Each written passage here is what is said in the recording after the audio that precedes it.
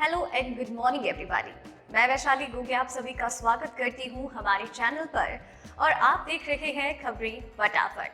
तो आइए दोस्तों, अपनी सुबह की शुरुआत करते हैं दिन भर की ताज़ा तरीन और गर्मा गर्म खबरों के साथ। आप तो जानते ही हैं हाल फिलहाल में देश और दुनिया का क्या हाल है। कोरोना महामारी लगातार सर चढ़कर बोल रही है क्योंकि इसके केसेस लगातार बढ़ रहे हैं। तो वहीं फ्रांस में ऐसी स्थिति आ चुकी है कि वैक्सीन खत्म हो गई हैं, केसेस लगातार बढ़ रहे हैं।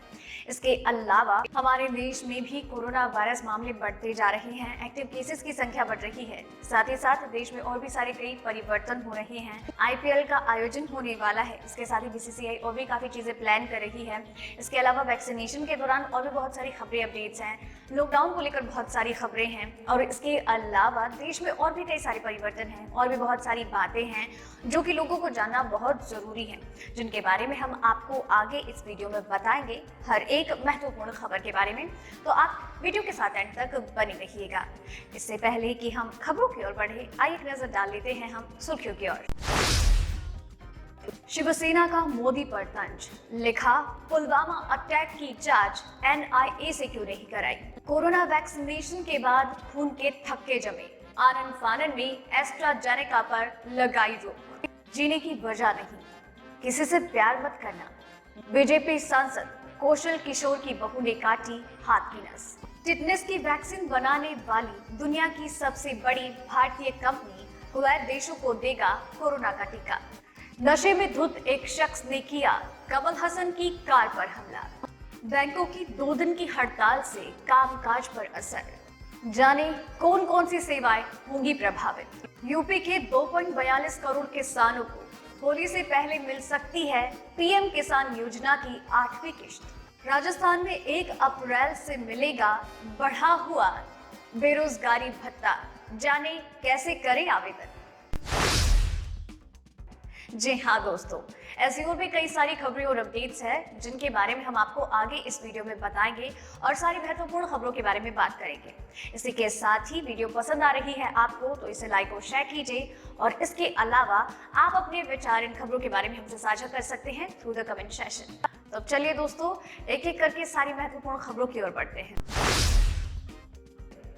देश में कोरोना वायरस महामारी का जो प्रकोप है वो लगातार बढ़ता जा रहा है। केसेस में बढ़ोतरी देखी जा रही है। देश में कोरोना महामारी ने इस साल का रिकॉर्ड तोड़ दिया है। बीते 24 घंटे में पहली बार रिकॉर्ड 26,000 से ज्यादा कोरोना के नए मामले दर्ज किए गए। स्वास्थ्य मंत्रालय की ओर से जारी सोमवार को ताजा आंकड़ों के अनुसार बीते 24 घंटे में कोरोना के 26,291 नए मामले दर्ज किए गए और साथ ही में कुल मामले हो गए हैं 1,13,85,339। बता दें कि इससे पहले संक्रमण के 26,000 से ज्यादा मामले पिछले साल 19 दिसंबर को दर्ज हुए थे। वहीं पिछले 24 घंटे में इस जानलेवा संक्रमण से 118 लोगों की जान चली गई। स्वास्थ्य मंत्रालय के ताजा आंकड़ों के अनुसार पिछले 24 घंटे में 17,455 लोग स्वस्थ होकर अपने घर लौटे। इसी के साथ ही अब तक देश में 1,10,07,352 लोग ठीक होकर अपने घर लौट चुके हैं।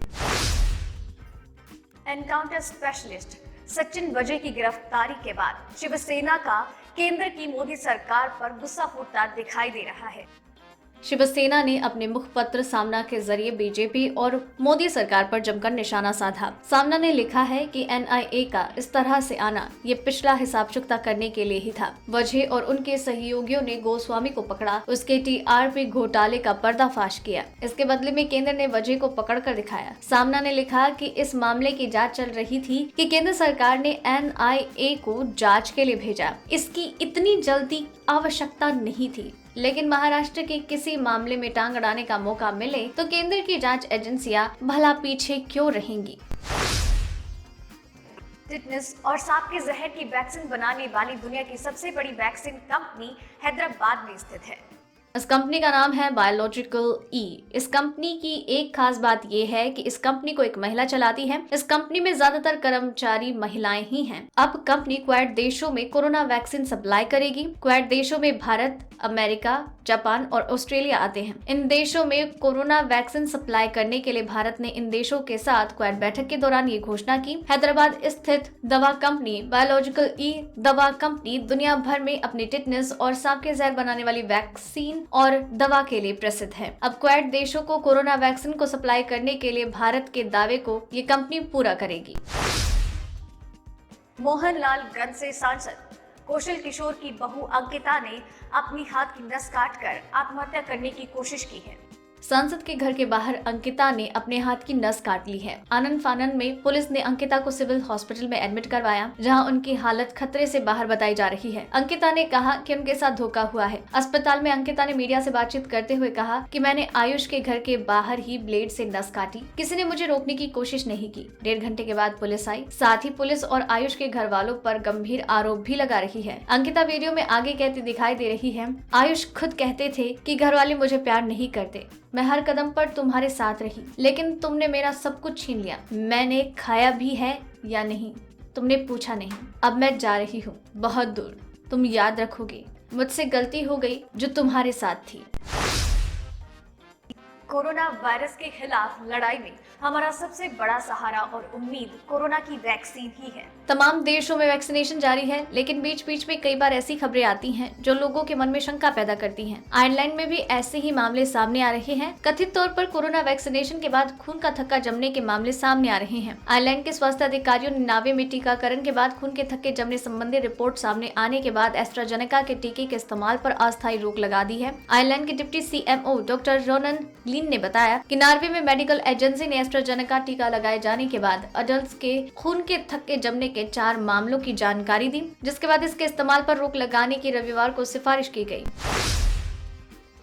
सरकारी बैंकों में लाखों कर्मचारी सोमवार और मंगलवार को हड़ताल पर रहेंगे। इस हड़ताल में ग्रामीण बैंक भी शामिल होंगे। United forum of bank unions के 10 लाख कर्मचारी केंद्र सरकार की नीतियों के खिलाफ पिछले महीने से ही प्रदर्शन कर रहे हैं। 2 दिन की हड़ताल का ऐलान किया गया है। गौरतलब है कि शनिवार और रविवार को भी बैंक बंद थे। इस तरह सरकारी बैंकों का कामकाज लगातार 4 दिन तक ठप रहेगा। इस हड़ताल की वजह से शाखाओं में जमा, निकासी, चेक क्लियरेंस, लोन मंजूरी जैसे सभी काम बंद रहेंगे। हालांकि ATM सेवाएं जारी रहेंगी। वहीं हड़ताल के दौरान ऑनलाइन जैसे दूसरे ट्रांजेक्शन के विकल्प ग्राहकों के लिए सामने उपलब्ध होंगे। तमिलनाडु में विधानसभा चुनाव को लेकर तैयारियां जोरों पर हैं।